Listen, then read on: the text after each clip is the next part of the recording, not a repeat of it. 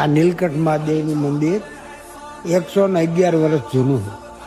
બાકી જે શિવલિંગ છે એ તો સ્વયંભૂ શિવલિંગ છે, એને તો કોઈ આપણે અનુમાન ન કરી શકીએ. અને પહેલાં આજે અત્યારે રાણક પર છે, અહીંયા હિરણ્યનગર નામનું ગામ હતું અને બહુ વિશાળ ગામ હતું.